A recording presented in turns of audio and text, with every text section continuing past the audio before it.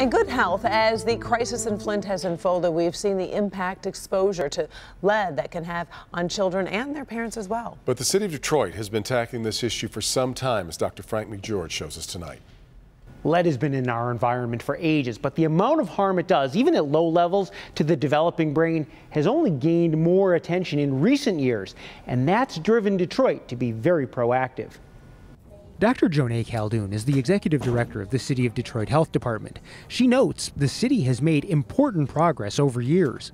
Since 2009, the number of elevated blood lead levels in Detroit's children has decreased by 50%, which is great, but I'm a mother of 3 children. Even if there's a potential risk to one child, it's one child too many. So they're not resting on their laurels. My vision for the department is really to make sure that we're focused on neighborhoods and focused on people. And that's really what our lead initiative is.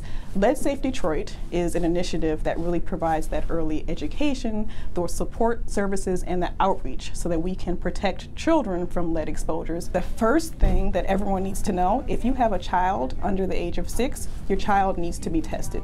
You can go to your pediatrician's office, or you can go to one of our Detroit Health Department clinics to get tested for free. That's a really big deal. She's talking about testing every child for free, not just children with special insurance.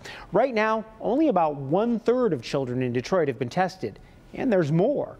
It's not just about screening. What we do after that screen is very important, and that's what our Lead Safe Coalition that started last year is actually about. That includes early individualized case management, home visits to find the source of exposure, evaluation of siblings and family members, and abatement of lead in homes with lead paint, which remains the most common source of exposure, even giving special attention when they're abandoned. That our Detroit demolition program is the largest in the country, but it also has some of the strictest protocols when it comes to the lead dust that develops when a home is demolished. Because these houses need to be removed and they want to be proactive, the city commissioned a report on the impact. Out of all the elevated blood lead levels in Detroit's children, only about 2.4% of them may be associated with demolitions. They found out those children lived within about 8 houses of a home that was demolished during the warmer months between May and September,